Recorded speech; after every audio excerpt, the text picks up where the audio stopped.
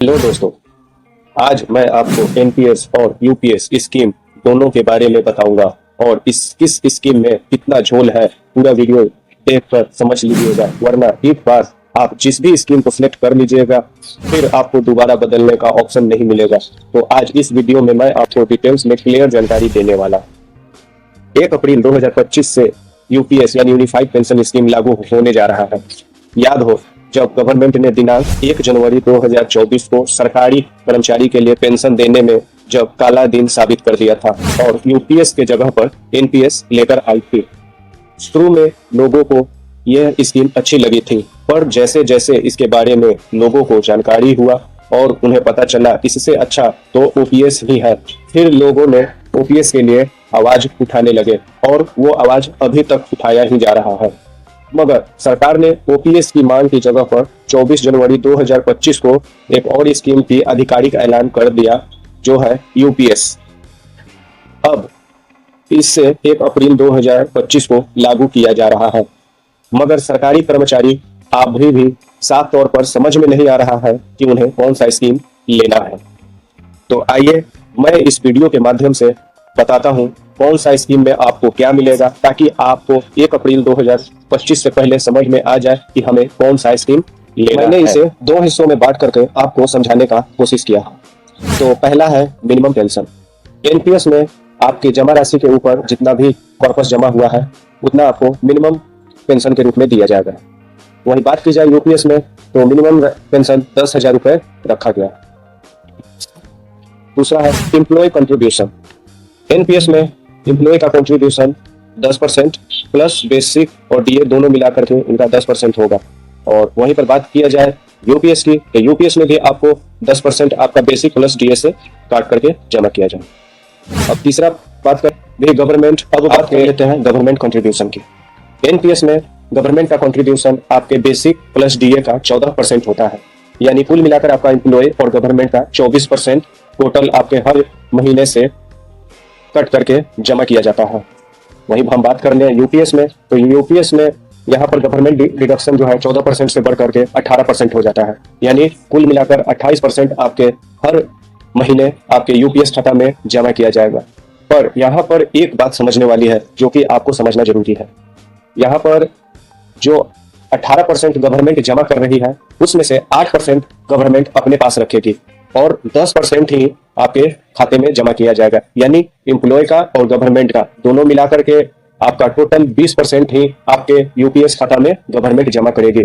8% government अपने खाते में रखने का उसका मुख्य उद्देश्य ये है कि जब आप रिटायरमेंट जाएंगे, तो जब अगर सर्विस करने के बाद रिटायरमेंट जाएंगे उस वक्त यूपीएस के जमा राशि में आपका बेसिक प्लस डीए सैलरी का 50% से पेंशन कम बन रहा होगा। उस वक्त ये जमा राशि 8% में से आपका मिला करके उसे 50% किया जाएगा। हाँ, अगर वो 50% पूरा बनता है या उससे भी ज्यादा बनता है तब ये गवर्नमेंट ये 8% आपको नहीं देगी, ये हमेशा के लिए अपने खाते में रख लेगी। बात कर लिया जाए अब लमसम अमाउंट का। एनपीएस में आपको आपकी पूरी सर्विस करने के बाद आपके कॉर्पस में जितना भी जमा राशि है उसका 60% आपको दिया जाएगा, बचा हुआ 40% से आपका पेंशन बनाया जाएगा।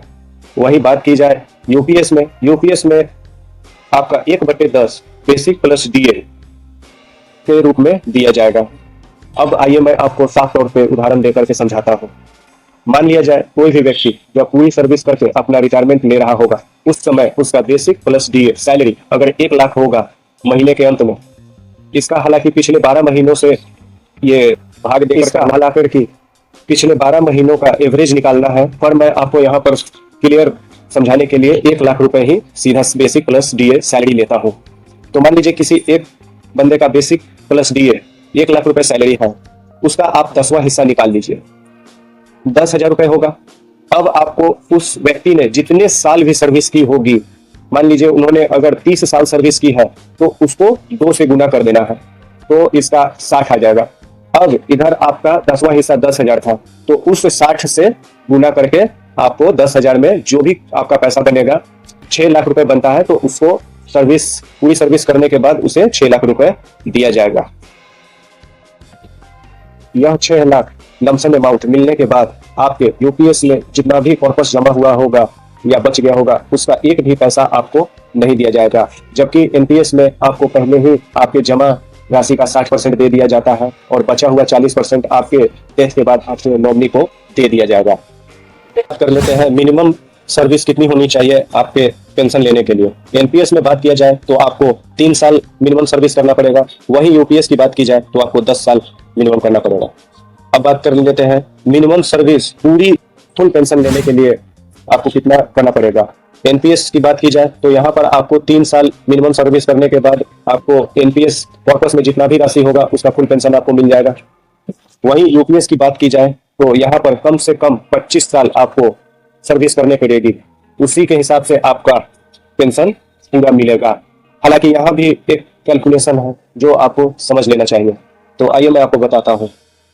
मान लीजिए किसी भी व्यक्ति का सर्विस अगर 20 साल या 25 साल की एज में होता है, तो अगर कोई भी व्यक्ति 25 साल की एज में सर्विस को ज्वाइन करता है और वो 25 साल सर्विस करने के बाद वीआरएस ले लेता है, तो उस दौरान उसका एज 50 साल रहता है और 50 साल के उपरांत जब वो वीआरएस लेकर जाएगा तो उस समय उसको पेंशन नहीं मिलेगा। उसको उसकी एज का 60 साल तक वेट करना पड़ेगा, यानी 10 साल इस बीच और उसे इंतजार करना पड़ेगा, तब जाकर के उसको पेंशन मिलना पूरा 50% शुरू होगा। वहीं एनपीएस में आपके पेंशन कभी भी चालू होता है, परंतु आपका कॉर्पस में जितना राशि होगा उतना ही आपको पेंशन मिलेगा। अब बात किया जाए ग्रेचुइटी की। ग्रेचुइटी आपको एनपीएस में भी मिलेगा और यूपीएस में भी मिलता है। वही बात की जाए जीपीएफ की। जीपीएफ आपको ना एनपीएस में मिलता है और ना ही यूपीएस में मिलता है। अब लास्ट पॉइंट बात किया जाए टैक्स बेनिफिट के। तो एनपीएस में अंडर सेक्शन 80CC(d)(1) के तहत आपको रिलैक्सेशन मिल जाता है।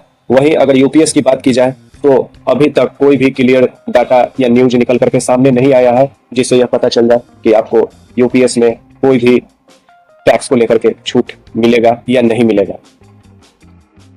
तो दोस्तों, एनपीएस और यूपीएस के बारे में जो भी जानकारी था मैंने आपको डिटेल में बता दिया है। उम्मीद करता हूं कि आपको एनपीएस या यूपीएस को सिलेक्ट करने में कोई परेशानी नहीं होगी।